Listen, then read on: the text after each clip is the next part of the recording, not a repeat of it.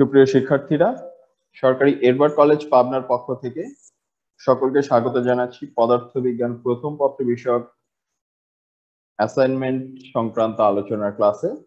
Assignment সংক্রান্ত এটি আমাদের তৃতীয় ক্লাস, অর্থাৎ এটি হচ্ছে তোমাদের এই ব্যাচের জন্য পদার্থবিজ্ঞান বিষয়ক তৃতীয় অ্যাসাইনমেন্ট সংক্রান্ত নির্দেশনামূলক ক্লাস।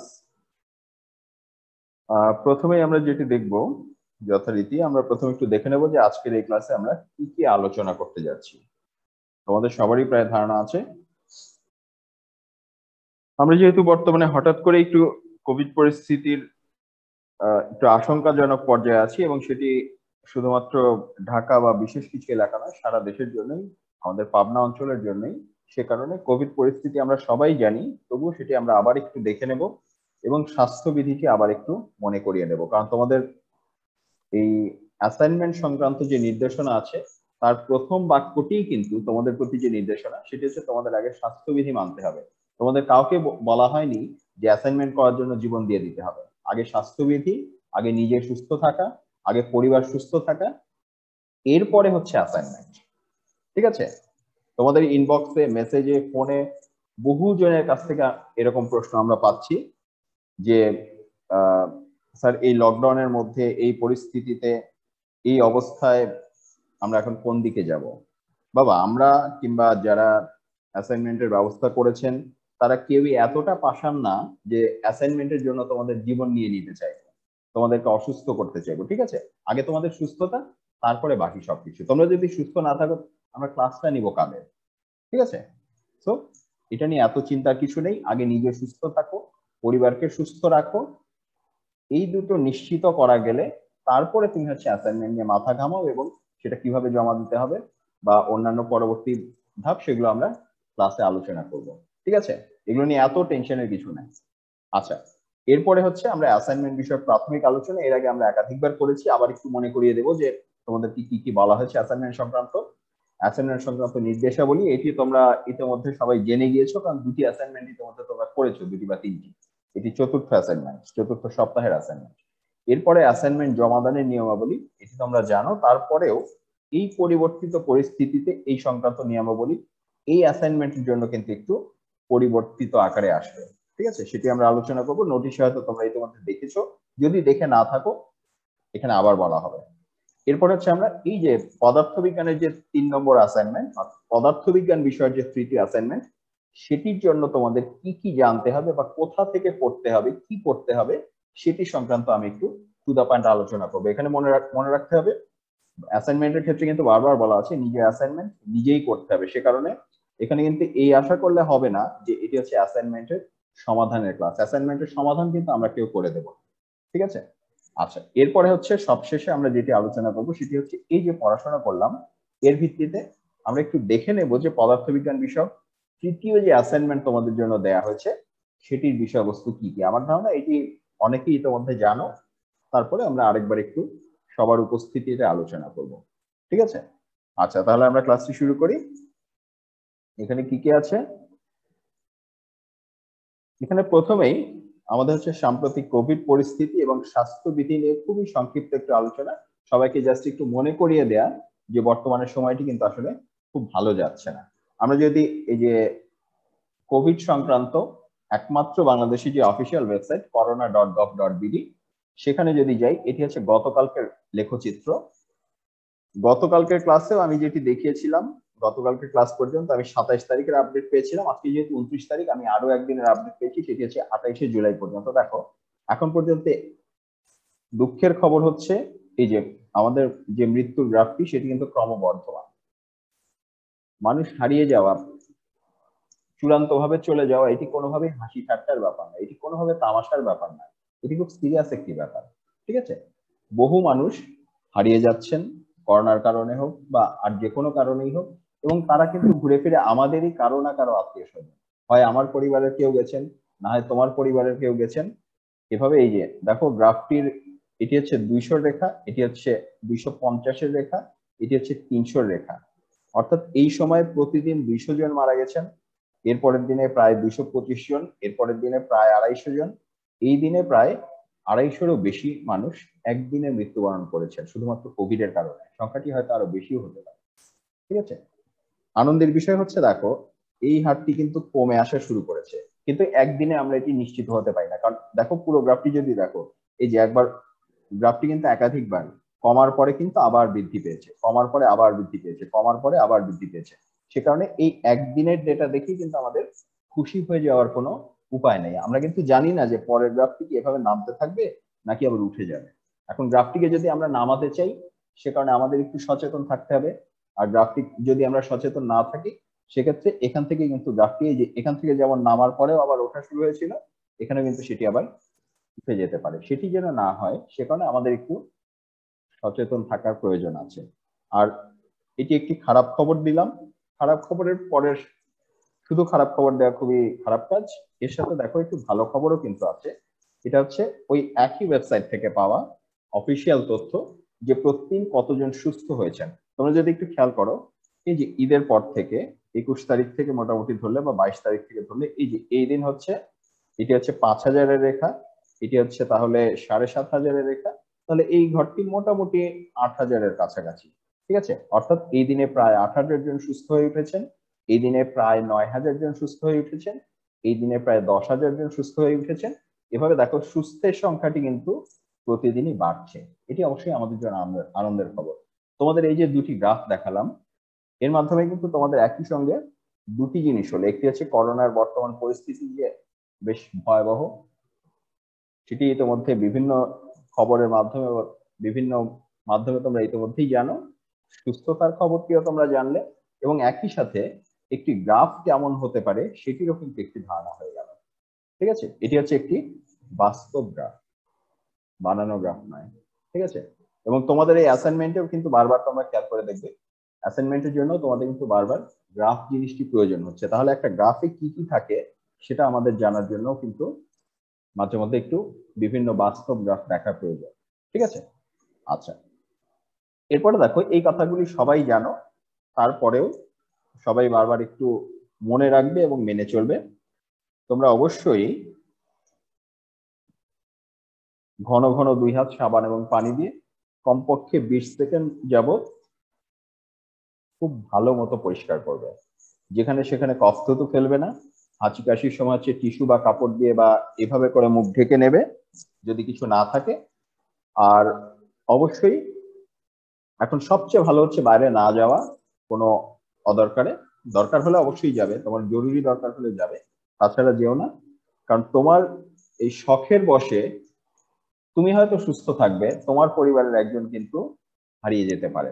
এই দায়টি কখনো নিজের ঘাড়ে নিও না। যদি কখনো হয়ে যায়, তোমার কারণে যদি হয়, সেই আফসোসটি কিন্তু সারা জীবন থেকে যাবে। এটি করো না। ঠিক আছে, আর যখনই যেতে হবে চেষ্টা করবে যে একটু 3 ফুট দূরত্ব মিনিমাম বজায় রাখতে। আর এই পরিস্থিতিতে অন্তত একটু মানুষের সাথে কোলাকুলি গলাগলি, কাছাকাছি আসা, যত ক্লোজ বন্ধু বান্ধব, যত ক্লোজ আত্মীয় স্বজনই হোক, এই সময়টি আমরা এ থেকে একটু দূরে থাকি। ঠিক আছে, এক সময় আবার ভালো সময় আসবে, তখন আমরা এই বকেয়া কোলাকুলি গুলো ইনশাল্লাহ করে নেব। ঠিক আছে, আচ্ছা। তাহলে প্রিয় শিক্ষার্থীরা, আমরা মোটামুটি এই কোভিড এর যে ভয়াবহ পরিস্থিতি এবং সেটি থেকে উত্তরণের পথ, এটি আমরা ইতিমধ্যে বহুবার জেনে এসেছি। তারপরেও যেহেতু ব্যাপারটি খুবই গুরুত্বপূর্ণ, এটি আসলে বারবার জানা প্রয়োজন। এবং দেখো, আমি কিন্তু ক্লাসের শুরুতেই এটি দেখালাম, তার অর্থ ক্লাসে আমি যা যা আলোচনা করব তার মধ্যে সবচেয়ে গুরুত্বপূর্ণ হচ্ছে এই অংশটি। ঠিক আছে, আগে আমাদের এই অংশ এনশিওর করতে হবে, এরপরে আমরা বাকি সবকিছুতে আগে নিজে ঠিক থাকবো। তারপরে তুমি যদি সুস্থই না থাকো, তুমি যদি বেঁচেই না থাকো, তোমার অ্যাসাইনমেন্টটি কে করবে? ঠিক আছে, সে কারণে নিজের তাগিদেই তোমাকে কিন্তু সুস্থ থাকতে হবে। এবং কোভিড এমন ভয়াবহ একটি জিনিস, এখানে নিজে নিজে সুস্থ থাকার কোনো উপায় নেই। এখানে তোমাকে নিজে সুস্থ থাকতে হবে, তোমার আশেপাশে যারা আছেন আত্মীয় স্বজন বন্ধু বান্ধব তাদেরকে সুস্থ রাখতে হবে, সবাই মিলেই সুস্থ থাকতে হবে। ঠিক আছে, আচ্ছা। তাহলে এবারে আমরা হচ্ছে অ্যাসাইনমেন্ট বিষয়ক যে প্রাথমিক আলোচনা সেটি একটু দেখে নেই। তোমাদের যখন অ্যাসাইনমেন্ট দেওয়া হয়েছিল, প্রথম 2 অ্যাসাইনমেন্টে তোমাদের অধিকাংশেরই চিন্তা ছিল অ্যাসাইনমেন্ট এটা আবার কি জিনিস। অনেকেই ছিল যারা জীবনে প্রথমবার অ্যাসাইনমেন্টের নাম শুনছো, নামটি শুনেই হয়তো অনেকে বিভ্রান্ত হয়েছে, অনেকে চিন্তিত হয়েছে, অনেকে ভয় পেয়েছো। যখন ইতিমধ্যে তোমরা 3টি অ্যাসাইনমেন্ট করে ফেলেছো, এখন কিন্তু এই যে আমরা যদি পুরো গ্রিডটি একটু দেখে নেই, বর্তমানে আমরা আছি কোথায়? আমরা আছি চতুর্থ সপ্তাহে। অর্থাৎ চতুর্থ সপ্তাহে আমাদের হচ্ছে বাংলার তৃতীয় অ্যাসাইনমেন্ট এবং পদার্থবিজ্ঞান তৃতীয় অ্যাসাইনমেন্ট। তাহলে এই ক্লাসে আমরা যেটি আলোচনা করবো সেটি হচ্ছে পদার্থবিজ্ঞানের তৃতীয় অ্যাসাইনমেন্ট সংক্রান্ত। প্রথম এবং দ্বিতীয় অ্যাসাইনমেন্ট কিন্তু আমরা ইতিমধ্যে জমা পেয়েছি, সেটি ইটের আগে তখনও লকডাউন শুরু হয়নি। আর তৃতীয় অ্যাসাইনমেন্ট নিয়ে কি হবে সেটি আমরা এই ক্লাসে আলোচনা করবো। এখন তোমরা যেহেতু প্রথম এবং দ্বিতীয় অ্যাসাইনমেন্ট জমা দিয়ে ফেলেছো, তোমরা ইতিমধ্যে জানো অ্যাসাইনমেন্ট কি জিনিস, তোমরা জানো অ্যাসাইনমেন্ট কিভাবে জমা দিতে হয়, তোমরা এটিও জানো অ্যাসাইনমেন্ট কিভাবে করতে হয়।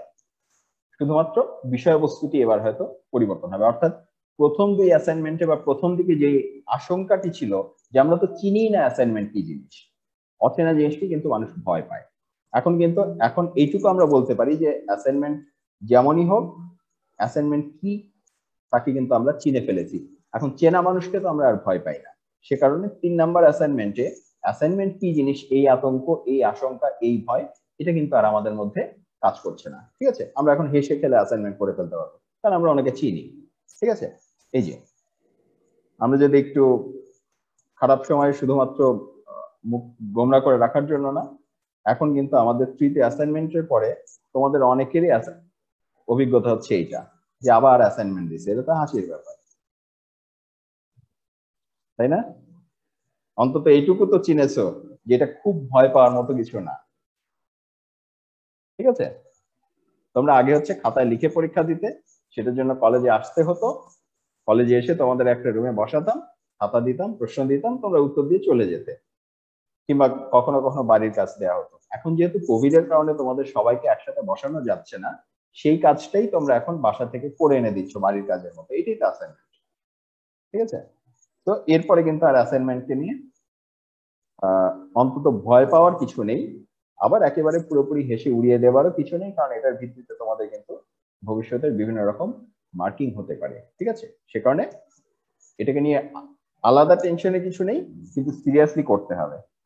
ঠিক আছে, আচ্ছা, তাহলে এবারে আমরা হচ্ছে অ্যাসাইনমেন্ট সংক্রান্ত যে নির্দেশাবলী, এটিও তোমরা বহুবার দেখে এসেছো, প্রতি অ্যাসাইনমেন্টেই তোমাদের মনে করিয়ে দেওয়া হয়। মাঝখানে যেহেতু বড় একটি গ্যাপ পড়ে গেছে, আমরা আবার একটু দেখে নিই। দেখো, প্রথমেই যেটি বলা হয়েছে অভিভাবকগণের প্রতি, প্রথমেই বলা হয়েছে যে শিক্ষার্থীদের সরকার প্রদত্ত স্বাস্থ্যবিধি অনুসরণে উৎসাহিত করা, অর্থাৎ এটি হচ্ছে ফরজ, এটি করতেই হবে।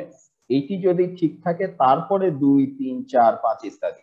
ঠিক আছে, অর্থাৎ সবার আগে তোমার নিজের স্বাস্থ্য, সবার আগে তুমি সুস্থ থাকা, সবার আগে তোমার পরিবারের সুস্থতা, তারপরে অ্যাসাইনমেন্ট। ক্লিয়ার? আচ্ছা, এরপরে আবার শিক্ষার্থীদের জন্য যে নির্দেশনা, এখানে খেয়াল করো, তোমাদের প্রথমে কিন্তু বলা আছে যে শিখন ফল অর্জনই মূল উদ্দেশ্য।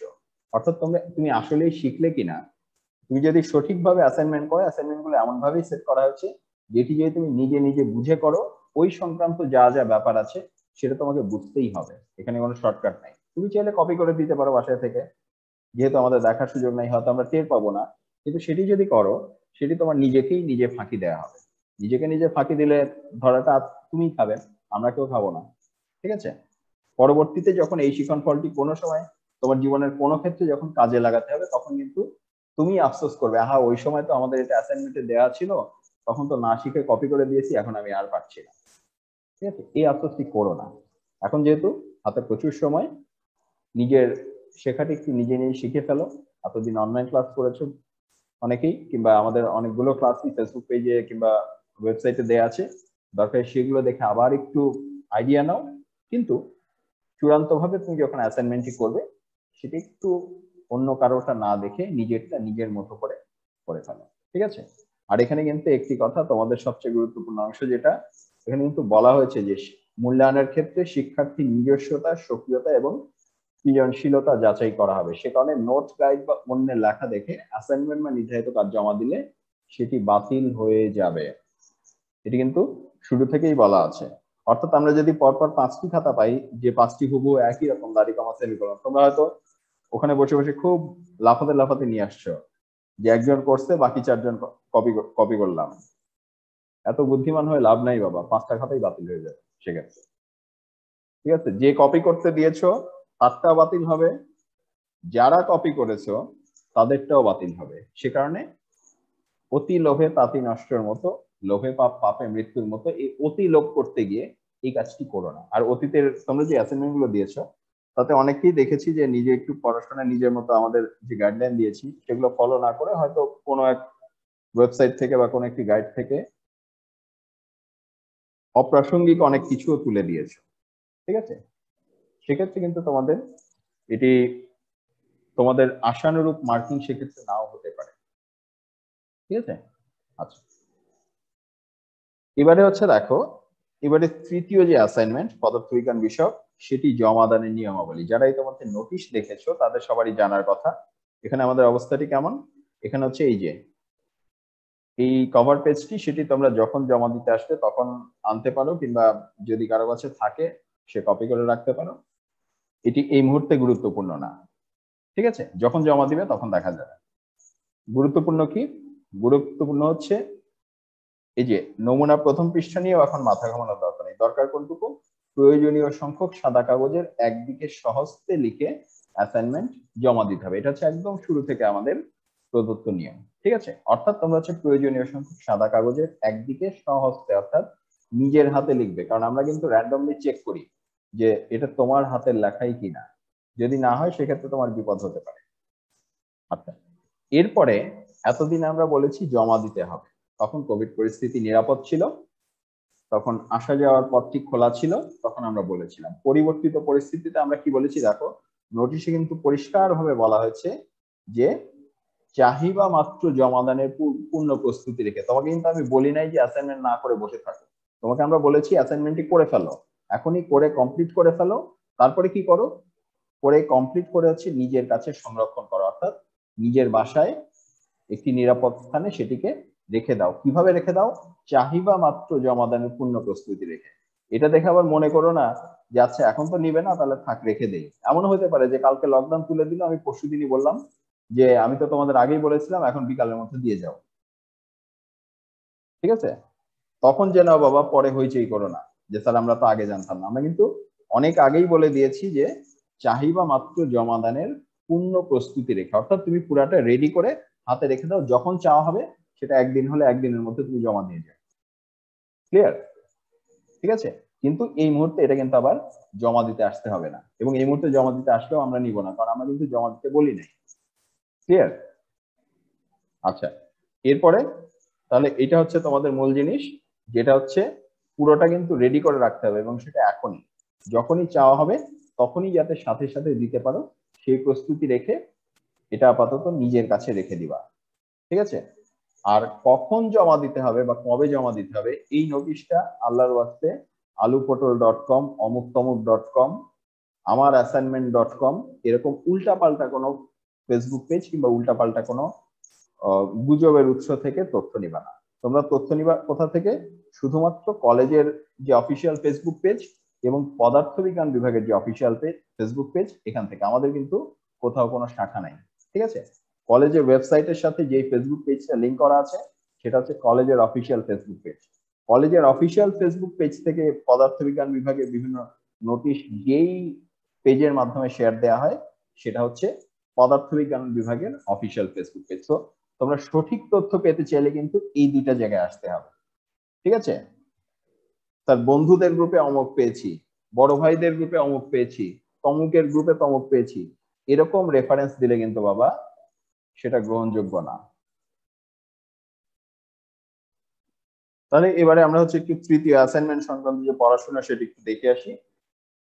তৃতীয় অ্যাসাইনমেন্টে আমাদের মূলত যে অংশের উপরে ফোকাস করা হয়েছে সেই পড়াশোনা আমরা অনলাইন ক্লাসে বহু আগেই করে।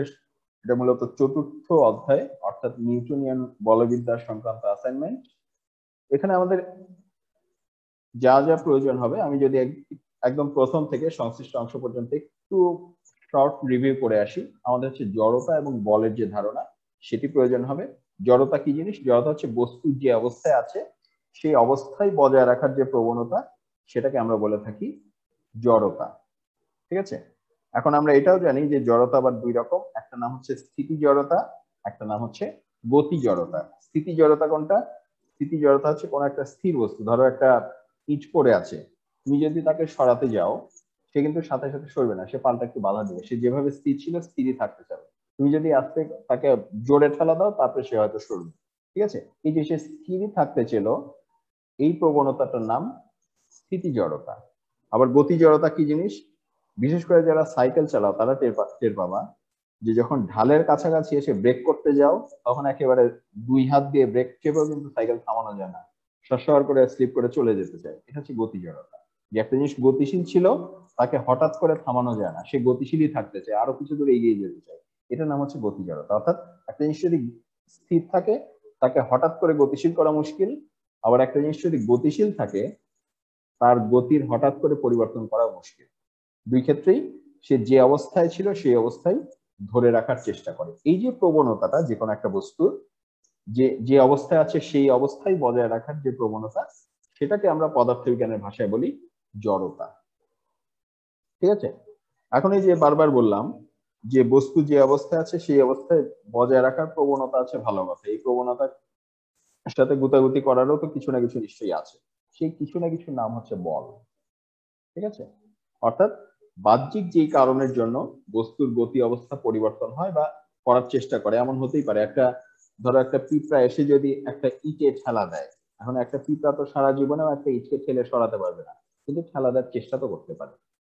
ঠিক আছে, অনেক ভারী একটা জিনিস, তুমি হয়তো একা পারলে না, চেষ্টা তো করতে পারো। যে চেষ্টাটা যে করেছিলে এটা অর্থ হচ্ছে তুমি বল প্রয়োগ করেছো।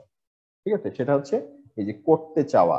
আর যদি তুমি জিনিসটাকে বল প্রয়োগ করে অর্থাৎ খেলা দিয়ে নড়াতে পারো, তার অর্থ তুমি তো গতি অবস্থা পরিবর্তন করলেই। ঠিক আছে, তাহলে এই যে বস্তু যে অবস্থায় আছে সেই অবস্থায় বজায় রাখার যে প্রবণতা, সেটার নাম হচ্ছে জড়তা। আর বাহ্যিক যেই কারণ হচ্ছে বস্তুর এই গতি অবস্থাটাকে পরিবর্তন করে বা পরিবর্তন করতে যায়, তাকে আমরা কি বলছি? তাকে আমরা বলছি বল। ঠিক আছে, আচ্ছা।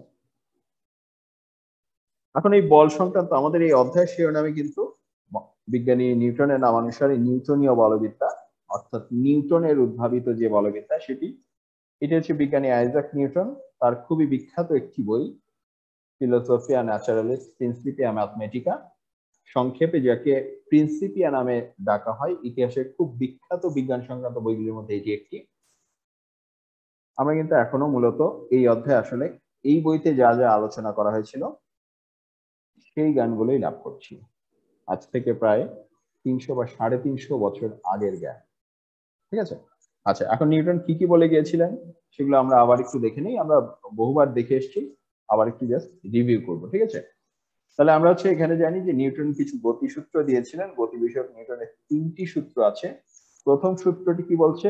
আমরা একটু আগে জড়তা এবং বলের ধারণাটি পেয়েছি। নিউটনের প্রথম গতি সূত্র হচ্ছে জড়তা এবং বলকে সম্পর্কিত করে। সেখানে কি বলেছে? সেখানে হচ্ছে বলা হচ্ছে কোন বস্তুর উপরে বাহ্যিক বল ক্রিয়া না করলে, প্রথমে কি বলা হলো? প্রথম হচ্ছে শর্ত দেওয়া হলো যে কোন বস্তুর উপরে বাহ্যিক কোনো বল যদি ক্রিয়া না করে, এই শর্তে কি হবে? এই শর্তে বস্তুটি তার গতি অবস্থা অপরিবর্তিত রাখবে। অর্থাৎ গতি অবস্থা কিভাবে অপরিবর্তিত থাকতে পারে? স্থির বস্তু স্থির থাকবে, গতিশীল বস্তু একইভাবে গতিশীল থাকবে, অর্থাৎ তার বেগের কোনো পরিবর্তন হবে না। ঠিক আছে, স্থির বস্তু স্থির থাকবে এবং গতিশীল বস্তু সমবেগে চলমান থাকবে। যদি সমবেগে না থাকে তার অর্থ কিন্তু তার গতির পরিবর্তন হয়ে গেল। ঠিক আছে, তাহলে এটি স্থিতি, এই অংশটি আসলে স্থিতি জড়তার কথা বলে, এই অংশটি আসলে গতি জড়তার কথা বলে। ঠিক আছে, এক লাইনে যদি আমরা বলি যে বল না থাকলে বস্তু তার জড়তা বজায় রাখবে। ঠিক আছে, আচ্ছা। এবার হচ্ছে আসলে নিউটনের গতির দ্বিতীয় সূত্র। প্রথম সূত্রে গাণিতিক ধারণা কম ছিল, পুরোটাই মূলত ব্যাখ্যামূলক। দ্বিতীয় সূত্র থেকে আমরা একটু গাণিতিক হিসাবপত্রে ঢুকবো। দ্বিতীয় সূত্রে কি বলা হচ্ছে? দ্বিতীয় সূত্রে বলা হচ্ছে বস্তুর উপরে ভরবেগের পরিবর্তনের হার তার উপরে প্রযুক্ত বলের সমানুপাতিক। ঠিক আছে, এখানে দেখো, এখানে কিন্তু বল হচ্ছে কারণ, ফলাফল হচ্ছে ভরবেগের পরিবর্তন। অর্থাৎ বস্তুর উপরে যদি বল প্রয়োগ করা হয় সেক্ষেত্রে ভরবেগের পরিবর্তন হবে। ঠিক আছে, এখন যেই বলটি প্রয়োগ করা হয়েছে সেই বলটি বেশি নাকি সেই বলটি কম, সেটি অনুসারে আমরা নির্ধারণ করতে পারবো যে ভরবেগের পরিবর্তনের হারটি কেমন হবে। যদি বলের মান অনেক বড় হয় সেক্ষেত্রে খুব দ্রুত ভরবেগ পরিবর্তিত হবে, যদি বল অল্প হয় তাহলে ভরবেগের পরিবর্তনও অল্প হবে। তোমরা সম্ভবত এখানে যারা আছো তারা সবাই ব্যাডমিন্টন খেলার সাথে পরিচিত কিংবা ক্রিকেট খেলার সাথে পরিচিত।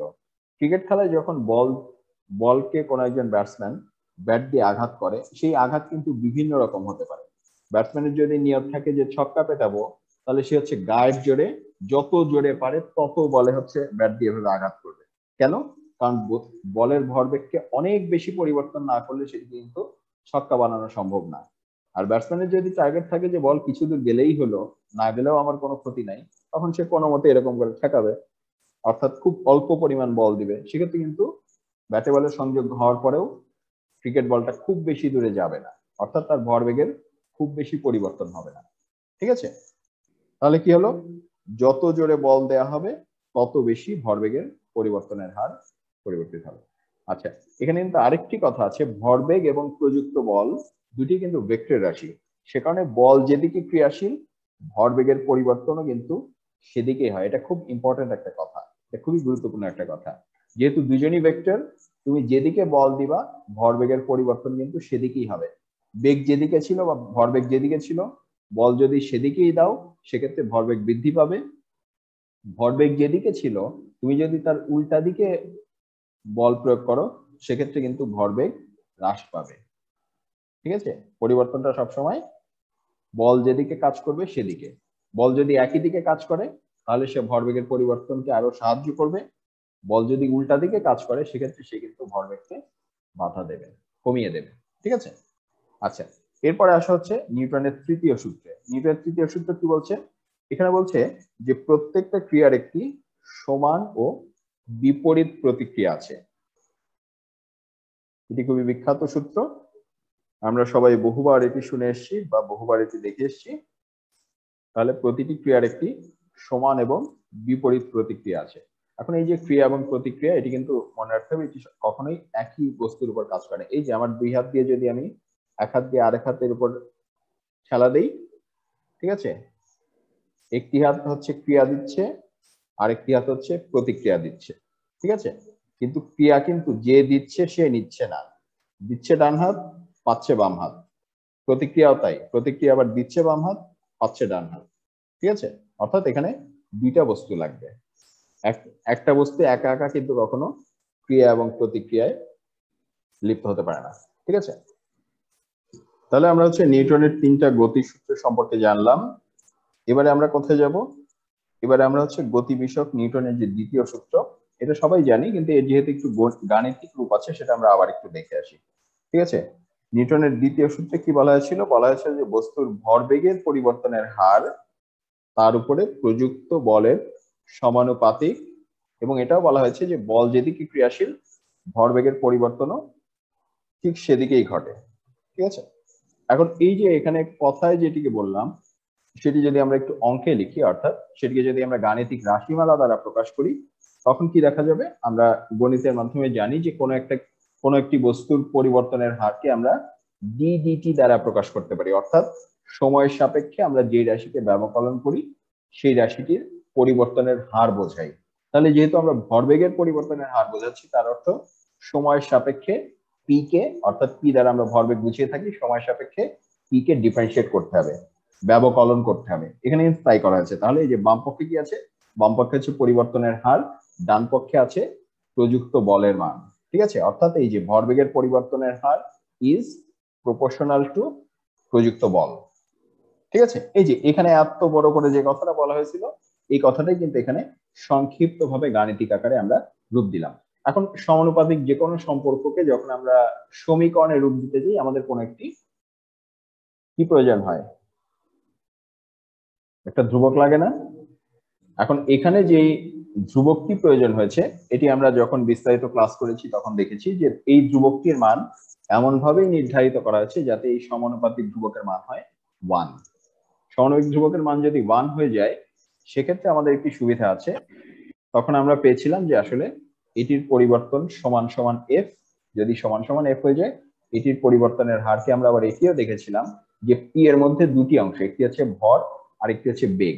তাহলে ভরকে যদি আমরা একটি নির্দিষ্ট বস্তুর জন্য যখন আমরা হিসাব করি, ভরকে যদি আমরা ধ্রুব রাশি হিসেবে বাইরে নিয়ে আসি, বাকি থাকে হচ্ছে ডিডিটি অফ ভি, অর্থাৎ যেটি হচ্ছে আসলে ত্বরণের রাশিমালা।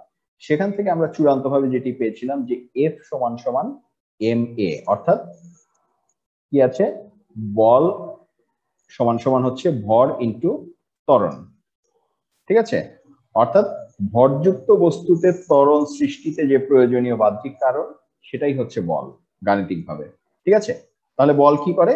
বল হচ্ছে কোনো একটা ভরযুক্ত বস্তুতে ত্বরণ সৃষ্টি করে, কিংবা উল্টা করেও বলা যায়, যদি কখনো আমরা দেখি যে ভরযুক্ত একটি বস্তুতে ত্বরণের সৃষ্টি হয়েছে, তার অর্থ সেখানে অবশ্যই কোনো না কোনো একটা বল কাজ করছে। ঠিক আছে, ক্লিয়ার? আচ্ছা, এরপরে এখন আসা যাক হচ্ছে কেন্দ্রমুখী বলের ধারণা ও রাশিমালা। ঠিক আছে, কেন্দ্রমুখী বলটা কেমন? এই যে দেখো, প্রথমেই একটি শব্দ আছে, সেটি হচ্ছে কেন্দ্র। কেন্দ্র কোথায় থাকে? কেন্দ্র থাকে কোন একটি বৃত্তে কিংবা কোন একটি গোলকে। তাহলে এখানে কেন্দ্রমুখী কথাটি যখন আসছে, তার মানে নিশ্চয়ই এর সাথে কোন একটা বৃত্তের সম্পর্ক আছে। ঠিক আছে, তাহলে আমরা যদি দেখি, এই যে আমরা যখন কোন একটা বস্তুকে এরকম একটা বৃত্তাকার পথে ঘোরাতে থাকি, এখন এই মুহূর্তে কিন্তু অলিম্পিকের খেলা চলছে, দেখবে কোনো না কোনো দেশ নিশ্চয়ই এই খেলাটিও খেলছে। এটা হচ্ছে গোলক নিক্ষেপ, অর্থাৎ একটি গোলকের এক প্রান্তে দড়ি বেঁধে সে হচ্ছে এরকম করে চারদিকে ঘোরাচ্ছে। ঠিক আছে, এখন এই বস্তুটি একটি ভারী বস্তু, সে কিন্তু সবসময় চাবে বাইরের দিকে ছুটে যেতে, তারপরেও পারছে না। কেন পারছে না? কারণ এই যে দড়ির মাধ্যমে একটি টান বলের সরবরাহ করা হচ্ছে, এবং এই টানটি হচ্ছে আসলে কেন্দ্রমুখী বল হিসাবে কাজ করছে। ঠিক আছে, সে কারণে এটি কিন্তু এখান থেকে ছুটে যেতে না পেরে এই বৃত্তাকারে যে লাল ডট ডট রেখা দিয়ে যে এই পথটি দেখানো হয়েছে, সেই পথের মধ্যে আটকা পড়ে গেছে। তাহলে এই যে কেন্দ্রের দিকে যে বলটি টানছে, তাকে আমরা বলছি কেন্দ্রমুখী বল। কেন? কারণ এটা কেন্দ্রের দিকে মুখ করে আছে। ঠিক আছে, তাহলে আমরা যদি একটু বইয়ের ভাষায় দেখে আসি, যখন কোনো বস্তু বৃত্তাকার পথে ঘুরতে থাকে, তখন যেই বল সর্বদা বস্তুর উপরে বৃত্তের কেন্দ্র অভিমুখে, খেয়াল করতে হবে কোন দিকে কাজ করে, বৃত্তের কেন্দ্র অভিমুখে ক্রিয়া করে বস্তুটিকে বৃত্তাকার পথে গতিশীল রাখে, তাকে আমরা বলি কেন্দ্রমুখী বল। তার মানে তুমি যখনই কোনো কিছুকে এরকম বৃত্তাকার পথে ঘুরতে দেখবা, তার অর্থ সেখানে কোনো না কোনো একটা কেন্দ্রমুখী বল আছে। এখন কোনো সময় সেটা এই যে এরকম দড়ি দিয়ে বেঁধে রাখলে সেটাকে দেখা যেতে পারে, আবার এমনও ক্ষেত্র থাকতে পারে তুমি হয়তো দেখতে পাবা না। যেমন এই যে পৃথিবীর চারপাশে চাঁদ ঘুরছে, সূর্যের চারপাশে পৃথিবী ঘুরছে, মোটামুটি প্রায় বৃত্তাকার পথেই ঘুরছে। এখন সূর্য আর পৃথিবী তো দড়ি দিয়ে বাঁধা নাই, তারা কি দিয়ে বাঁধা আছে? তারা বাঁধা আছে মহাকর্ষ বল দিয়ে। অর্থাৎ মহাকর্ষ বলটা এক্ষেত্রে কেন্দ্রমুখী বল হিসাবে পৃথিবীকে টেনে ধরে রাখছে। আবার পৃথিবীর চারপাশে চাঁদ ঘুরছে, একই অবস্থা। চাঁদ আর পৃথিবীর মাঝখানে তো দড়ি দিয়ে বা শিকল দিয়ে বাঁধা নেই, বাঁধা আছে? বাঁধা নাই, কিন্তু তারপরেও কিন্তু ঘুরছে। অর্থাৎ পৃথিবী এবং চাঁদ একইভাবে কেন্দ্রমুখী বলের দ্বারা আটকানো আছে।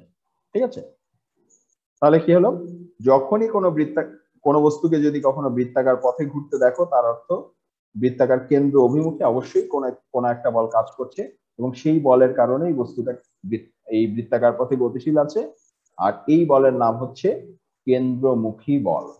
ঠিক আছে, এরপরে কেন্দ্র, অর্থাৎ এটাকে যদি আমরা এক বাক্যে বলে ফেলি যে বৃত্তাকার পথে গতিশীল, প্রথম শর্ত কি? বস্তুটিকে বৃত্তাকার পথে গতিশীল হতে হবে। সেই বস্তু বৃত্তের কেন্দ্রের দিকে যেই বল লাভ করে সেটাই কেন্দ্রমুখী বল। ঠিক আছে, তাহলে এখন যদি আমরা কেন্দ্রমুখী বলের রাশিমালাটা একটু দেখে নেই, আমরা মনে করে নিচ্ছি যে একটা বস্তু বৃত্তাকার পথে সমদ্রুতিতে আবর্তনরত। খেয়াল করুন কিভাবে, বৃত্তাকার পথে সমদ্রুতিতে আবর্তনরত, অর্থাৎ তার দ্রুতি মানে কি? দ্রুতি মানে হচ্ছে বেগের মান, অর্থাৎ তার বি এর যে মান সেটি সমান। ঠিক আছে, দিক কিন্তু সমান না, কারণ বৃত্তাকার পথে সে ঘুরছে, প্রতি মুহূর্তে তার দিক পাল্টায় যাচ্ছে। ঠিক আছে, তাহলে কোনো একটা বস্তু আমরা ধরে নিলাম যে বৃত্তাকার পথে সমদ্রুতিতে আবর্তনরত, এবং প্রত্যেকটা রাশির আমরা নামও দিয়ে দিলাম, যে বস্তুটার ভর হচ্ছে এম, বৃত্তটার ব্যাসার্ধ, অর্থাৎ যেই বৃত্তাকার পথে ঘুরছে সেই বৃত্তটার ব্যাসার্ধ হচ্ছে আর পরিমাণ। এই যে আমরা বলেছি যে সমদ্রুতিতে, এখন এই দ্রুতির একটা মান ধরতে হবে, সেই দ্রুতিটার মান হচ্ছে ভি। ঠিক আছে, তাহলে বস্তুর ভর হচ্ছে এম, বৃত্তের ব্যাসার্ধ হচ্ছে আর, আর বস্তুটির যে দ্রুতি সেটার মান হচ্ছে ভি। ঠিক আছে, তাহলে এবার আমরা একটু ছবির মাধ্যমে দেখে নিই যে এখানে কি করছে। এখানে যেটা করছে, এই যে আমাদের বৃত্তাকার পথ, এটা একটা বৃত্ত না? এই হচ্ছে আমাদের বৃত্তাকার পথ।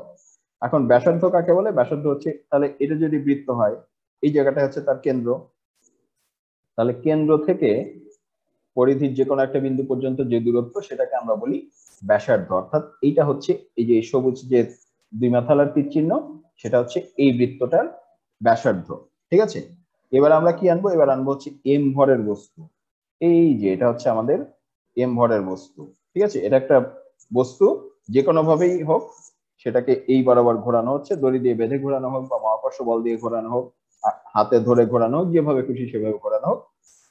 ব্যাপার হচ্ছে এখানে আর ব্যাসার্ধের একটা বৃত্তাকার পথ আছে এবং সেই পথ বরাবর এম ভরের এই নীল রঙের গোল্লাটা ঘুরছে, ঠিক আছে। এই বস্তুটা ঘুরছে যার ভর হচ্ছে এম, ঠিক আছে। এবং সেটা আবার কত দ্রুতিতে ঘুরছে, সেটা দ্রুতি হচ্ছে ভি, এবং বেগটা সবসময় আমরা জানি যে এটা হচ্ছে স্পর্শক বরাবর বাইরের দিকে কাজ করে, ঠিক আছে।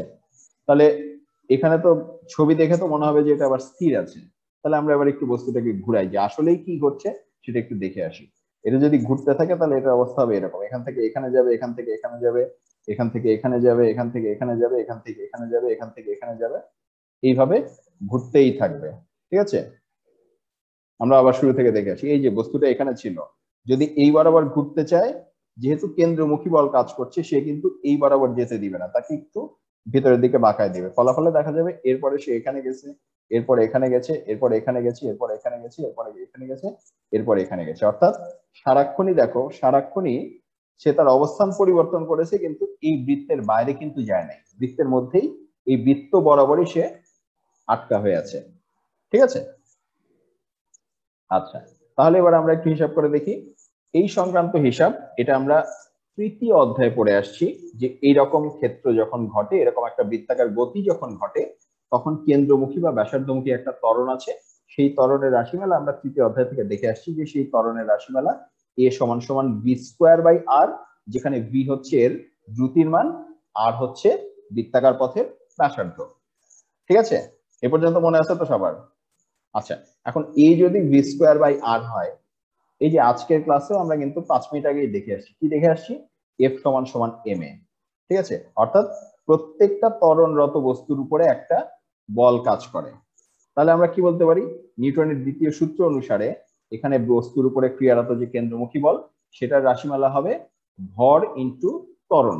ত্বরণের রাশিমালা আমরা আগেই জানি, ত্বরণের রাশিমালা হচ্ছে ভি স্কোয়ার বাই আর এই ক্ষেত্রে। তাহলে এই ক্ষেত্রে কেন্দ্রমুখী যে বল তার রাশিমালা হবে M V square divided by R, ঠিক আছে। তাহলে আমরা কি পেলাম, আমরা কেন্দ্রমুখী বলের রাশিমালা পেলাম। অর্থাৎ আমাদের যদি এম জানা থাকে, আমাদের যদি বৃত্তের ব্যাসার্ধ আর জানা থাকে, আমাদের যদি যে কোনো উপায়ে বস্তুর দ্রুতি ভি জানা থাকে, এই তিনটিকে ব্যবহার করে আমরা কিন্তু কেন্দ্রমুখী বল কত হতে পারে সেটা হিসাব করে ফেলতে পারবো এই সমীকরণ দিয়ে, ঠিক আছে। আচ্ছা, এখানে আরেকটা বলও কখনো কখনো কাজে লাগে, সেটা নাম হচ্ছে কেন্দ্র বিমুখী বল। এই যে এখানে কিন্তু ঘটনা প্রায় একই, কিন্তু এইবার হচ্ছে বলটা কাজ করছে এই দিকে। কেন কাজ করছে, কারণ এই যে আমরা নিউটনের তৃতীয় সূত্র পড়ে এসেছিলাম একটু আগে। নিউটনের তৃতীয় সূত্রটা কেমন, নিউটনের তৃতীয় সূত্র বলেছিল যে যে কোনো ক্ষেত্রে যদি একটা ক্রিয়া থাকে, সেখানে তার ঠিক বিপরীত দিকে সমান পরিমাণ একটা প্রতিক্রিয়াও থাকবে। এই যে তুমি ভেতরের দিকে যে একটা ক্রিয়া বল দিচ্ছ, অর্থাৎ এই যে হাত দিয়ে টেনে ধরে রাখছো, বলটাও তো একই চেষ্টা করবে, সে তো বাইরের দিকে আরেকটা বল দেওয়ার চেষ্টা করবে তোমার ক্রিয়ার বিপরীত দিকে প্রতিক্রিয়া হিসাবে। তাহলে কেন্দ্রমুখী বলের প্রতিক্রিয়া স্বরূপ যেই বল বৃত্তের ব্যাসার্ধ বরাবর কেন্দ্রের বাইরের দিকে ক্রিয়া করে, তাকে বলে কেন্দ্র বিমুখী বল বা অপকেন্দ্র বল। এই বলটা হচ্ছে বৃত্তের ব্যাসার্ধ বরাবর বাইরের দিকে ক্রিয়াশীল থাকে। দেখো আমরা কিন্তু প্রথমেই বলেছিলাম যে কেন্দ্রমুখী বল, সরি, ক্রিয়া এবং প্রতিক্রিয়া কিন্তু কখনো একই বস্তুর উপরে কাজ করে না, এদের উৎস আলাদা, ক্রিয়াও আলাদা। যে ক্রিয়া দেয় সে কিন্তু প্রতিক্রিয়া দেয় না, আবার যে প্রতিক্রিয়া দেয় সে কিন্তু ক্রিয়া দেয় না, ঠিক আছে, একজনেরটা আরেকজনের উপরে। তাহলে এখানে দেখো কেন্দ্রমুখী বলটা কে দিচ্ছিল, দিচ্ছিল হচ্ছে এই লোকটা। কিভাবে দিচ্ছিল, দড়ির মাধ্যমে। কার উপরে দিচ্ছিল, এই গোল্লার উপরে, ঠিক আছে। কেন্দ্র বিমুখী বলের অবস্থা কিন্তু আবার উল্টা, কেন্দ্রমুখী বলের উৎস কি, কেন্দ্রমুখী বল দিচ্ছে হচ্ছে এই গোলকটা, কার উপরে, এই লোকের উপরে। আমরা যখন কোনো একটা কিছু এভাবে ঘোরাতে যাই, ঠিক আছে, হাতের উপরে আমাদের একটা টান লাগে না, মনে হয় এই বাইরের দিকে ছুটে গেল ছুটে গেল। এই যে বাইরের দিকে ছুটে গেল ছুটে গেল একটা বলের যে আমরা ফিল করি হাতে, যে অনুভূতি পাই, এটাই হচ্ছে কেন্দ্র বিমুখী বল, ঠিক আছে। তুমি যতক্ষণ কেন্দ্রমুখী বল দিতে পারবা, ততক্ষণই কেন্দ্র বিমুখী বলও থাকবে। যখনই তুমি এটা আর দিতে পারবা না, কেন্দ্রমুখী বলের কারণে এটা কিন্তু ছুটে অন্য কোথাও চলে যাবে।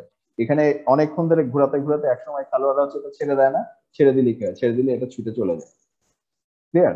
আচ্ছা, এখন এখানে গুরুত্বপূর্ণ ব্যাপার হচ্ছে কেন্দ্রবিমুখী বল যেহেতু কেন্দ্রমুখী বলেরই প্রতিক্রিয়া, অর্থাৎ কেন্দ্রমুখী বলটা যদি ক্রিয়া হয়, কেন্দ্র বিমুখী বলটা হচ্ছে এর প্রতিক্রিয়া। নিউটনের তৃতীয় সূত্র থেকে আমরা কি জানি? ক্রিয়া এবং প্রতিক্রিয়া হচ্ছে তাদের দিক বিপরীত কিন্তু মান কিন্তু সমান। অর্থাৎ কেন্দ্রমুখী বল যদি 5 নিউটন হয়, কেন্দ্র বিমুখী বলও ঠিক 5 নিউটনই হবে, শুধু তার দিকটা হবে অপোজিট।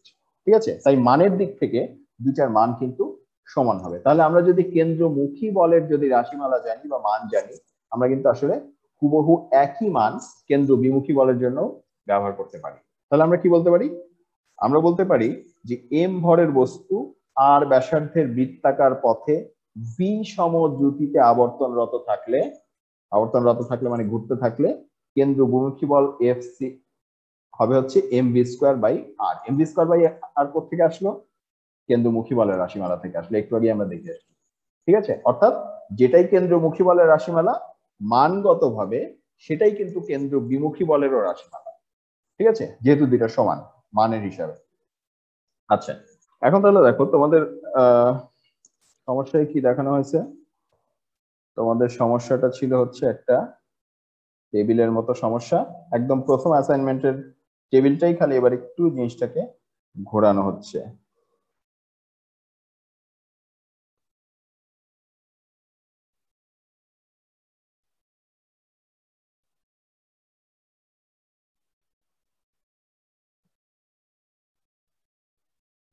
এই ধরো একটা টেবিল, এই টেবিলের উপরে কি আছে? এই টেবিলের উপরে আছে আবার একটা এরকম এক, সরি,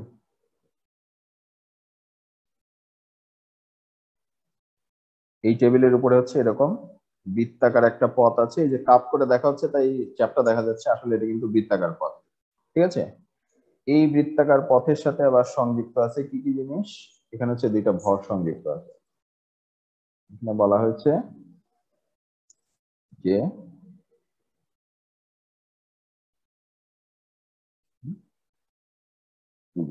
এখানে একটা ভর আছে, এইখানে নিচে আরেকটা ভর আছে।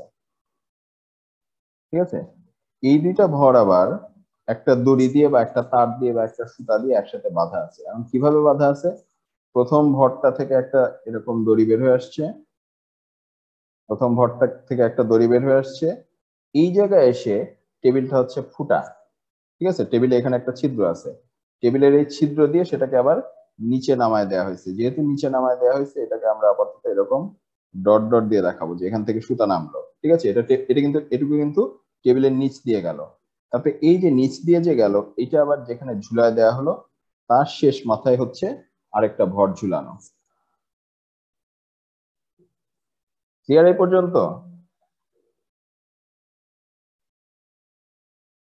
এই হচ্ছে তোমার উদ্দীপকের ঘটনা। ঠিক আছে, ওখানে যেহেতু সব একই রং দিয়ে দেখানো, হয়তো বোঝা মুশকিল যে কোনটা কি। এখানে কয়েকটা জিনিস দেখানো আছে, দেখো এখানে একটা হচ্ছে টেবিল আছে, সেই টেবিলের মাঝখানে একটা ছিদ্র আছে, সেই ছিদ্র দিয়ে আবার একটা দড়ি নামায় দেওয়া হয়েছে। দড়ি বা সুতা বা তার যাই হোক, কোনো একটা কিছু যেটা দিয়ে বেঁধে রাখা হয়, বেঁধে রাখা যায়। এই দড়ির এই মাথায় একটা ভরযুক্ত বস্তু, যেটা টেবিলের উপরে, নিচে যেখানে দড়িটা ঝুলে আছে সেখানে আরেকটা ভরযুক্ত বস্তু। এরপরে কি হলো? এরপরে এই যে বস্তুটা, এটাকে আবার এই বৃত্তাকার পথ বরাবর, এই বৃত্তাকার পথ বরাবর এটাকে আবার কোন একটা বেগে ঘুরানো হচ্ছে।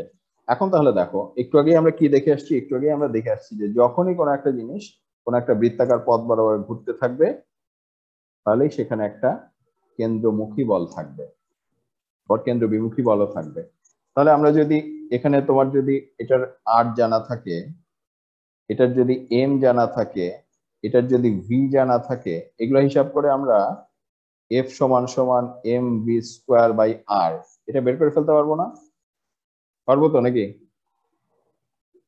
তাহলে এখন জি কোনটা স্যার। কত কি, কত কি আছে সেটা একটু খুঁজে নাও উদ্দীপক থেকে, বাস হয়ে গেল।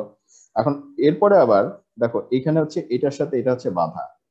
এখন এই যে এখানে যে জিনিসটা ঝুলছে, একটা জিনিস যদি কখনো উপর থেকে নিচে ঝুলিয়ে দেওয়া হয়, ঠিক আছে, তুমি চাও বা না চাও, সেখানে একটা জিনিস কিন্তু সবসময় কাজ করবে। কি কাজ করবে? পৃথিবীর যে আকর্ষণ, মাধ্যাকর্ষণ, অর্থাৎ মাধ্যাকর্ষণের কারণে যেই বলটার উদ্ভব হয় সেটার নাম হচ্ছে ওজন। ওজন কিন্তু সবসময় কাজ করে নিচের দিকে। তাহলে এইটার কিন্তু একটা ওজন আছে, ওজনটা সে চেষ্টা করবে এদিকে টান দিতে, সে চেষ্টা করবে এদিকে টান দিতে। আবার এই যে mv স্কোয়ার বাই আর এর জন্য তার একটা কেন্দ্র বিমুখী বল আছে, সেটা চেষ্টা করবে এদিকে টান দিতে। ঠিক আছে, দুইটা যদি সমান সমান হয় তখন কি হবে, এটার টানও সমান এটার টানও সমান, তার মানে জিনিসটা তখন উঠবেও না নামবেও না, ঠিক এই অবস্থায় স্থির হয়ে থাকবে, বল তো সমান সমান। আর যদি কোনোটা বেশি হয়, ধরো তোমার যদি mv স্কোয়ার আর এই কেন্দ্র বিমুখী বলটা যদি বেশি হয়, তাহলে এটা বাইরের দিকে চলে যাবে আস্তে আস্তে, এটা একটু উঠে আসবে। যদি এমন হয় যে ওজনটা বেশি, ওজনের জোর বেশি হলে কি হবে, সে টেনে নামায় আনবে, তখন এটা আবার ভিতরের দিকে সরে আসবে। আর যদি সমান সমান হয়, এখন কোন ঘটনা কখন ঘটবে সেটা তোমরা উদ্দীপক থেকে দেখে পড়ে খুঁজে নিবা। ঠিক আছে, আচ্ছা এখানে আবার এরপরে আরেকটা ঝামেলা হতে পারে, এখানে যেটা ঝুলছে সেটা তো বাতাসের মধ্যে ঝুলছে, এর আর খুব বেশি ঝামেলা নাই। টেবিলের উপরে যেটা আছে সেটা তো টেবিলের উপরে নড়তে নড়তে ঘষা খাচ্ছে। এখন যেখানেই ঘষাঘষির ব্যাপার, সেখানে আবার আরেকটা বলেরও উদ্ভব হয়, সেটার নাম হচ্ছে ঘর্ষণ। ঘর্ষণ কোন দিকে কাজ করে, ঘর্ষণের কাজ কিন্তু সব সময়, ঘর্ষণের কাজই হচ্ছে বাগড়া দেয়া। তুমি যদি ডান দিকে যেতে চাও, ঘর্ষণ বাম দিকে তোমাকে আটকাবে। তুমি যদি সামনে যেতে চাও, ঘর্ষণ তোমাকে পিছনে টেনে ধরবে। তুমি যদি উপরে যেতে চাও, ঘর্ষণ তোমাকে নিচের দিকে টেনে নামাবে। ঠিক আছে, তাহলে এটা গতিশীল যদি এদিকে হতে চায়, ঘর্ষণ কিন্তু কাজ করবে সবসময় এইদিকে। ঠিক আছে, অর্থাৎ এই যে তখন কিন্তু তার আস্তে আস্তে বেগটা কমতে থাকবে। ঠিক আছে, এখন বেগ যদি কমে যায়, দেখো এফ এর মধ্যে যেহেতু ভি আছে, তার মানে বেগ যদি কমে যায় তাহলে কিন্তু এই বলটার মানও আস্তে আস্তে কমে যাবে। ঠিক আছে, এখন ত্বরণের রাশিমালা থেকে সেটা আমরা হিসাবপত্র করতে পারবো যে কতটুকু, একটু আগে আমরা এফ সমান সমান এম এ দেখে আসছি, এফ সমান সমান এম এ থেকে আমাদের যদি এম জানা থাকে, বলের মান জানা থাকে, সেখান থেকে আমরা ত্বরণ পাবো। ত্বরণ যদি জানা থাকে, V equal to U plus এটি দ্বারা আমরা বেগ কতটুকু পরিবর্তন হবে সেটাও জানতে পারবো। ঠিক আছে, এগুলি কিন্তু আমরা তৃতীয় অধ্যায় হিসাবপত্র পড়ে আসছি, বা নবম দশম শ্রেণীতেও আমরা প্রচুর পরিমাণে হিসাব করে আসছি, নতুন কিছু না। ঠিক আছে, তাহলে যা যা হিসাব করা প্রয়োজন, যা যা চেয়েছে সেটা আমরা আশা করি হিসাব করে দেখাতে পারবো। ঠিক আছে, এ পর্যন্ত বুঝেছো বাবা সবাই? স্যার, হ্যাঁ বলো। স্যার প্রশ্নে তো ব্যাসার্ধের মানটা ওভাবে দেওয়া নাই, এটা কিভাবে বের করব? আচ্ছা প্রশ্ন আমি দেখছি দেওয়া আছে কিনা। আমার জানা আছে যে এফ সমান সমান এম ভি স্কোয়ার বাই আর, এর মধ্যে যে কোনো তিনটা যদি তুমি বের করতে পারো, ঠিক আছে, চারজন অজানা, চারটা রাশি, চারটার মধ্যে যে কোনো তিনটা যদি বের করতে পারো, কোন তিনটা সেটা তুমি এখন প্রশ্নটা খুঁজে বের করো, যে কোনো তিনটার মান যদি তুমি বসাও, 4 নাম্বারটার মান বের হয়ে যাবে না? সেটা এফ হোক, এম হোক, বি হোক, আর হোক, যেটাই হোক, হবে না? জি স্যার, হবে। আচ্ছা, তাহলে এরপরে আরেকটা অংশ দেখো, এর আগে তোমাদের যখন বাবা আমরা খাতা পেয়েছি, মানে অর্থাৎ অ্যাসাইনমেন্ট পেয়েছি, তোমরা অনেকেই আমাদের নির্দেশনা পড়ো নাই, বা অনেকেই আমাদের নির্দেশনা দেখো নাই, বা ক্লাস দেখো নাই। আমরা কিন্তু এর আগে ক্লাসগুলো নিয়েছিলাম, তোমরা অনেকেই হচ্ছে গাইড থেকে ইচ্ছা মতো একটা গ্রাফ করে দিয়ে আসছো, কোনো মাপ নাই, কিছু নাই, লেভেলিং নাই, কিসের গ্রাফ করছো সেটা বলা নাই, তোমরা খালি কোনো মতে একটা লাইন টেনে দিয়ে চলে আসছো। এরকম করলে কিন্তু বাবা হবে না। এর আগে আমরা, এর আগেও বলেছি, আবার আমরা যদি একটু মনে করায় দেই, একটা গ্রাফে আমাদের প্রথমেই কি লাগবে, একটা গ্রাফ করার জন্য তুমি যার গ্রাফই করো না কেন, এই কাজগুলি হচ্ছে একদম বেসিক কাজ, একদম ফরজ কাজ। একটা গ্রাফের শুরুতে তোমার অবশ্যই অক্ষ থাকতে হবে, তোমাকে পরিষ্কার করে দুইটা অক্ষ দেখাতে হবে। এক্স ওয়াই অক্ষ হতে হবে এমন কোনো কথা নাই, তুমি যেই রাশির গ্রাফ করছো তাদের অক্ষ হতে হবে। কিন্তু অক্ষটা যদি না থাকে, তুমি একটা এই সাদা খাতার মাঝখানে তুমি হচ্ছে খামাখা একটা লাইন টেনে ধরায় দিলা যে স্যার এই হচ্ছে আমার চিত্র, এই চিত্র দেখে তো বাবা আমি কিছু বুঝবো না। ঠিক আছে, তো তোমার প্রথম কাজ কি, তোমার প্রথম কাজ হচ্ছে পরিষ্কার করে, গ্রাফ পেপারই হতে হবে তা না, তুমি খাতায় করতে পারো, খাতায় তুমি দুইটা পরস্পর লম্ব দুইটা লাইন টেনে বলতে পারো যে এটা আমার অমুক অক্ষ, এটা আমার তমক অক্ষ, কিন্তু অক্ষটা থাকতে হবে, গ্রাফ পেপারে হোক বা খাতায় হোক, যেখানেই হোক। ঠিক আছে, তাহলে গ্রাফের প্রথম কাজ হচ্ছে অক্ষ আঁকা। অক্ষ আঁকার পরের কাজ কি, দ্বিতীয় কাজ হচ্ছে এই যে অক্ষটাতে তোমার দাগ টানা, যে অক্ষটাতে একটা মাপ বসানো। ঠিক আছে, এরপরে হচ্ছে লেখা যে তুমি কি চাচ্ছ। ধরো মনে করো যে তুমি হচ্ছে বেগ আর সময়ের গ্রাফ চাচ্ছ, ঠিক আছে, মনে করো, সেক্ষেত্রে তোমাকে উল্লেখ করে দিতে হবে যে এই অক্ষে আমি বেগ বসাচ্ছি, কিংবা তোমাকে বলতে হবে যে এই অক্ষে আমি ভি বসাচ্ছি। আবার এই অক্ষে তোমাকে বলে দিতে হবে যে এই অক্ষে তাহলে আমি হচ্ছে সময় বসাচ্ছি। তুমি যদি না বলো আমি তো বুঝতেই পারবো না যে এটা কিসের গ্রাফ। ঠিক আছে, তাহলে তোমার প্রথম কাজ হচ্ছে অক্ষ আঁকা। অক্ষ আঁকার পরে হচ্ছে এরকম দাগ দিবা, যে সময় টি যে বসাবা, খালি ভি বললে কিন্তু হবে না, ভি এর বহু রকম একক আছে। তো তোমাকে বলতে হবে যে ভি তুমি কিসে আঁকছো, কিসে নিচ্ছ। সবচেয়ে ভালো হয় যদি তুমি এসআই এককে নাও, তাহলে তুমি লিখে দাও যে ভি নেওয়া হয়েছে মিটার পার সেকেন্ডে, তুমি টি এর পাশে ব্র্যাকেটে লিখে দাও যে টি নেওয়া হয়েছে সেকেন্ডে। তাহলে এবার যদি তুমি এখানে 1 2 3 এরকম সংখ্যা বসাও, এই সংখ্যাটা দেখে এবার আমি বুঝতে পারবো যে এখানে 1 মানে 1 সেকেন্ড। কিভাবে বুঝলাম? এই যে এখানে তুমি বলেছো যে টি এর একক হচ্ছে সেকেন্ড, কিন্তু এটা যতক্ষণ তুমি না বলবা ততক্ষণ কিন্তু তোমার গ্রাফ কমপ্লিট হয়নি। ঠিক আছে, একইভাবে এই যে বেগ তুমি যে বলে দিলা, যে বেগের পাশে তুমি ব্র্যাকেটে লিখে দিলা যে মিটার পার সেকেন্ড, এবার যদি তুমি এখানে সংখ্যা বসাও, ধরো তুমি যদি এখানে 2 4 6 এটাই বসাতে হবে সেটা বলছি না, মনে করো তোমার যেটা দরকার, তোমার যে রেঞ্জে দরকার সেটা তুমি বসাবা। যদি এরকম করে তুমি এখন বসাও, তাহলে এবার কিন্তু আমি বুঝতে পারবো যে এখানে 2 বলতে তুমি 2 মিটার পার সেকেন্ড বুঝিয়েছো, এখানে 4 বলতে তুমি 4 মিটার পার সেকেন্ড বুঝিয়েছো, 6 বলতে তুমি 6 মিটার পার সেকেন্ড বুঝিয়েছো। কিন্তু এটা যদি তোমার গ্রাফে লেখা না থাকে তাহলে সেটা কিন্তু তোমার একটা ইনকমপ্লিট গ্রাফ, এবং ইনকমপ্লিট গ্রাফের জন্য তোমার মার্কস কাটা যাবে। ক্লিয়ার? ঠিক আছে, আচ্ছা এরপরে এখন যেটা করবা, যে কোনো গ্রাফের সময় তোমার শুরুর কাজ হচ্ছে যার যার মান বের করতে হবে। ধরো এই যে টি আর ভি এর মান, এই জিনিস তো বাবা এর আগে তোমরা বহুবার করেছো। তুমি আগে হচ্ছে হিসাবপত্র থেকে একটা, সবচেয়ে ভালো হয় যে তালিকা করে নিবা, টি এর জন্য কিছু মান বসাবা, ভি এর জন্য কিছু মান বসাবা। ধরো এখানে 1 এর জন্য 2 পেলা, 2 এর জন্য 5 পেলা, 3 এর জন্য 8 পেলা, যাই পেলা। এরপরে তুমি হচ্ছে এই টেবিলটা করার পরে সেটা অনুসারে তুমি এখন গ্রাফে মান বসাও। মানগুলো বের না করেই তুমি যদি বসানো শুরু করো, তাহলে তো আমি মনে করবো যে তুমি আকাশ থেকে মান বসাচ্ছ, তাই না? তোমাকে মানগুলো হিসাব করে দেখাতে হবে যে আমি হিসাব করে এই মান পেয়েছি, সে কারণে আমি এই মানগুলো বসালাম। ঠিক আছে, তোমরা অনেকেই মনে করো যে উত্তরটা দেখাতে পারাই মনে হয় সবচেয়ে ফরজ কাজ। বাবা উত্তরটা দেখাতে পারা হচ্ছে একদম লাস্ট স্টেপ। তোমার প্রথম স্টেপ গুলা যদি না থাকে তোমার উত্তর আমরা দেখবই না। উত্তরের আগে অনেকগুলো ধাপ আছে। ঠিক আছে, তোমরা উত্তর নিয়ে এত বেশি ফোকাস করো যে উত্তর নিয়ে ফোকাস করতে গিয়ে উত্তরের আগে যে অনেক কিছু আছে, হিসাব আছে, কি কি দেয়া আছে সেগুলোর তালিকা করা আছে, কোন সূত্র ব্যবহার করতে হবে তার উল্লেখ আছে, এই জিনিসগুলো যদি বাদ দিয়ে এক লাফে তোমরা উত্তরে চলে আসো, সেক্ষেত্রে কিন্তু সরাসরি 0 পেতে পারো। ঠিক আছে, তোমাদের সৃজনশীল প্রশ্নপত্রে যে মার্কিং সেটি তোমরা জানো, সেটি কিন্তু আমরা ধাপে ধাপে করি। আমাদের নির্দেশনা দেওয়া থাকে যে প্রথমে অমুক অংশটি আছে কিনা, সূত্র আছে কিনা, সূত্র থাকলে ওকে 1, তারপরে সূত্রটার মান খুঁজে পেয়েছে কিনা সেটার জন্য আরে, জায়গা মতো মান বসাতে পারলো কিনা সেটার জন্য আরে, একদম লাস্টে হিসাবপত্র করে সে সঠিক উত্তর বের করতে পারলো কিনা, এটা হচ্ছে শেষ ধাপ। এখন প্রথম ধাপ, তোমার যদি 1 তলা 2 তলা 3 তলা না থাকে, তোমার 4 তলা তো আমি দেখতে যাব না। বোঝা গেছে? এই ভুলটা এর আগে কিন্তু সবার না, কারো কারো খাতায় আমরা পেয়েছি, সে কারণে এটা করবা না। ঠিক আছে, তোমার যখন একটা গ্রাফ করতে হয়, গ্রাফের একদম বেসিক কিছু জিনিস আছে, সেগুলো যদি তুমি বাদ দিয়ে আসো সেক্ষেত্রে তুমি হয়তো খুবই কম মূল্যায়ন পেতে পারো। ক্লিয়ার? ঠিক আছে, এখন এই গ্রাফে কি বসাতে হবে সেটা তো আমরা প্রশ্ন করে হিসাবপত্র করে বসাবা, এটা আমি দেখিয়ে দেব না। ঠিক আছে,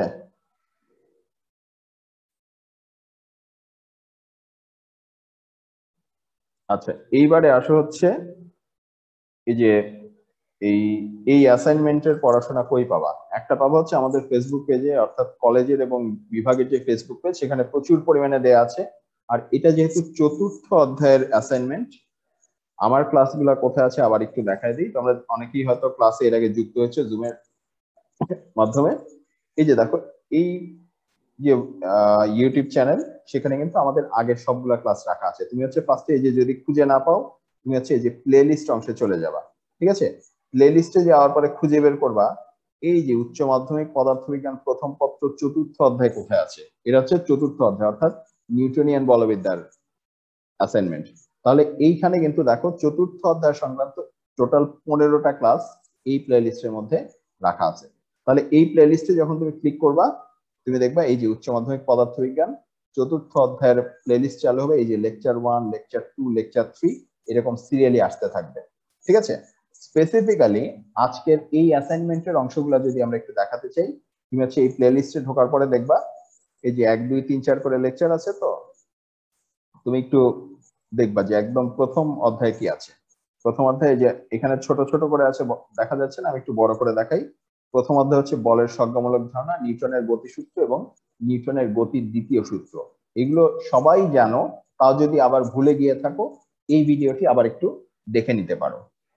ঠিক আছে, এরপরে আরো একটু অংশ লাগবে। তুমি হচ্ছে এই প্লেলিস্টে যদি স্ক্রল করে একটু নিচের দিকে নেমে যাও, দেখবা যে এই যে লেকচার 10। ঠিক আছে, লেকচার 10ও এখানে পড়ে বোঝা যাচ্ছে না, আমরা একটু বড় করে দেখি। এখানে হচ্ছে এই যে কেন্দ্রমুখী বলের ধারণা ও রাশিমালা, কেন্দ্র বিমুখী বলের ধারণা ও রাশিমালা, এই সংক্রান্ত আলাপ আছে হচ্ছে লেকচার 10-এ। ঠিক আছে, বা কারো যদি প্রয়োজন মনে হয় এর মাঝখানেও এই যে প্রত্যেকটা শুরুতে কিন্তু এভাবে করে আলোচ্য সূচি দেয়া আছে, অর্থাৎ কোন ভিডিওতে কি আছে সেটা কিন্তু শুরুতে যে ছবিটা দেয়া আছে সেখানে বলা আছে। তো এটা দেখলেই তুমি বুঝতে পারবা যে কোন লেকচার তোমার ঘাটতি আছে বা কোনটা তোমার আবার দেখা দরকার। তো যাদের প্রয়োজন তারা এই লেকচারগুলো অর্থাৎ অনলাইন লেকচারগুলো চাইলে আবার দেখে নিতে পারবে। ঠিক আছে, আর এখানে আরেকটা সুবিধা আছে, এর আগেও আমরা বলেছিলাম যে তোমাদের পদার্থবিজ্ঞান নবম দশম শ্রেণী অর্থাৎ মাধ্যমিক শ্রেণীর যে সিলেবাস, তার গতি, বল এবং কাজ ক্ষমতা শক্তি এই সংক্রান্ত জ্ঞান কিন্তু এখানেও কাজে লাগবে। এখানে যা যা শিখে এসেছো তার অনেক কিছুই কিন্তু এখানে সরাসরি কাজে লাগবে। ঠিক আছে, সো কারো যদি মনে হয় যে আয় হায় আমি তো এসএসসি তে গতির চ্যাপ্টার পড়ি নাই, আয় হায় আমি তো বলের চ্যাপ্টার বাদ দিয়ে আসছিলাম, কাজ ক্ষমতা তো শক্তি স্যার অমুককে পড়তে দিছিলাম, এরকম যাদের বাবা এখনো পড়া কাজে আছে তারা কাফফারা সহ কাজে আদায় করে আসো, তারপরে আর কোনো সমস্যা হবে না। ঠিক আছে, ক্লিয়ার? জি স্যার। আচ্ছা, তাহলে এইবার আসো আমরা একটু দেখে নেই যে পদার্থবিজ্ঞান বিষয়ক তৃতীয় অ্যাসাইনমেন্টটি কি কি আছে। আমাদের ক্লাস প্রায় শেষের দিকে, এই যে ঠিক আছে,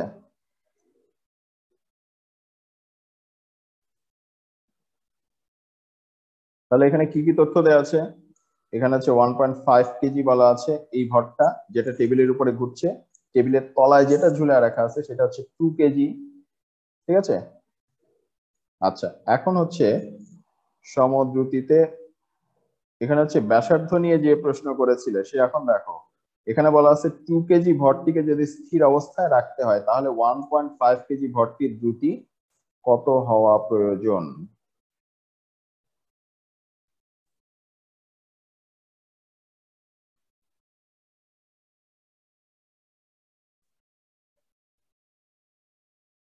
এখানে কি একাধিক অজ্ঞাত রাশি আছে?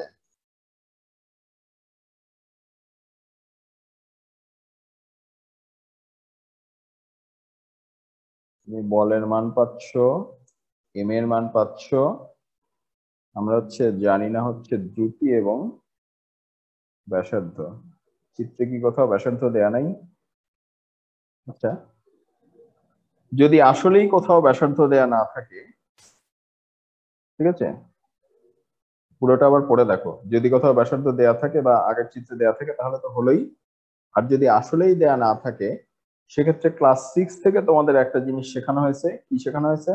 সেটা নাম হচ্ছে বীজগণিত। একটা রাশি নাই, খুব ভালো কথা, সেই রাশিটার একটা নাম দিয়ে ধরে নাও, কিন্তু তোমার শিওর হতে হবে যে উদ্দীপকে আসলেই সেই রাশির তথ্য দেয়া নাই। যদি এমন হয় যে রাশির তথ্য দেয়া ছিল তুমি খেয়াল করো নাই, তাহলে কিন্তু গোল্লা পাবা। ঠিক আছে, আর যদি আসলেই না থাকে সেক্ষেত্রে তুমি বীজগাণিতিক একটা রাশি ধরে নিয়ে হিসাব করতে পারো। ঠিক আছে, ব্যাসার্ধ নিয়ে যার টেনশন ছিল টেনশন গিয়েছে। জি স্যার। স্যার এর আগের অ্যাসাইনমেন্টে যদি থাকেন অ্যাসাইনমেন্ট 1 সেখান থেকে কি হ্যাঁ, আনা যাবে? এখানে যেহেতু বলাই আছে যে অ্যাসাইনমেন্ট 1-এর সমস্যাটি আবার চিন্তা করা যায়, তার মানে অ্যাসাইনমেন্ট 1-এ যা যা তথ্য ছিল সেটাও তুমি উল্লেখ করে অবশ্যই বলে দিবা যে আমি অ্যাসাইনমেন্ট 1-এর তথ্য থেকে নিলাম, যদি কোনো তথ্য থেকে থাকে। যদি না থাকে তাহলে কিন্তু আবার বানিয়ে বানিয়ে লেখা যাবে না, সেটা আবার হিতে বিপরীত হবে। ঠিক আছে, ক্লিয়ার? জি স্যার ক্লিয়ার। আর স্যার গ্রাফটা কি গ্রাফ পেপারে আঁকাবো না খাতাতেই আঁকাবো? এটা বাবা তোমার ইচ্ছা, তুমি গ্রাফ পেপারেও আঁকতে পারো, খাতায়ও আঁকতে পারো, কিন্তু তুমি গ্রাফ পেপারে আঁকলে না খাতায় আঁকলে সেটা অতটা ইম্পর্টেন্ট না। কিন্তু যেটা ইম্পর্টেন্ট হচ্ছে গ্রাফের অংশগুলি আছে কিনা। তোমাদের অনেকের গ্রাফে অক্ষরেখা নাই, তোমাদের অনেকের গ্রাফে অক্ষরেখার নাম নাই, অনেকের গ্রাফে অক্ষরেখায় কি বসিয়েছো সেই কথাটা নাই, দেখে বোঝারই উপায় নেই এটা কিসের গ্রাফ। ঠিক আছে, এই অংশগুলো থাকতে হবে। সেটা তুমি খাতায় আঁকলেও সমস্যা নেই, তুমি নিজের মতো করে অক্ষ এঁকে তারপরে আঁকো, হবে। ঠিক আছে, তাহলে আমরা মনে হয় আবার বিশাল একটা ক্লাস নিয়ে ফেলেছি। আমাদের আজকের ক্লাসটা যদি আর কারো কোনো প্রশ্ন না থাকে আমরা এখানেই শেষ করছি। সবাই এই নির্দেশনা মোতাবেক অ্যাসাইনমেন্ট করে ফেলো যত দ্রুত সম্ভব, এবং পড়ে সেটা নিজের কাছে জমা রাখো। এই এক্ষুনি কিন্তু জমা দিতে হবে না, কিন্তু একই সাথে তোমরা সবাই একটু খেয়াল রেখো। কোথায় খেয়াল রাখবে? খেয়াল রাখার জন্য কিন্তু আবার অমুক.কমে গেলে হবে না। কলেজের যে অফিসিয়াল ফেসবুক পেজ এবং বিভাগের যে অফিসিয়াল ফেসবুক পেজ, নোটিশ আসলে সেখানে আসবে, অন্য কোথাও আসবে না। বন্ধুদের গ্রুপে কিন্তু বাবা নোটিশ দিব না, আমরা নোটিশ দিব আমাদের কলেজের অফিসিয়াল পেজে। সো কলেজের অফিসিয়াল ফেসবুক পেজ প্রতিদিন সকাল বিকাল পারলে প্রতি ঘন্টায় ঘন্টায় একবার করে চেক করবা কখন দিল। ঠিক আছে, তোমাদেরকে জানাই দিলাম যে কোথায় পাওয়া যাবে। যেখানে পাওয়া যাবে সেখানে সারাক্ষণ নজর রাখবা, নিজের তাগিদে নিজেই সবসময় খেয়াল করে রাখবা। আর যে দেখবা যে যখন যে নোটিশ পাবা সেটা একটু তোমাদের বন্ধু বান্ধব সবাই হয়তো সবসময় নেটে নাও থাকতে পারে, তোমার বাকি বন্ধু বান্ধব যারা আছে তাদেরকে একটু নিজ দায়িত্বে জানাই দিবা যে আজকে কিন্তু এই নোটিশ আসছে। ঠিক আছে, তাহলে যতদিন এটা জমা দেওয়া না লাগছে ততদিন এটা করে নিজের কাছে জমা রাখো। সুস্থ থাকো এবং পরিবারের সকলকে সুস্থ রাখো। ঠিক আছে।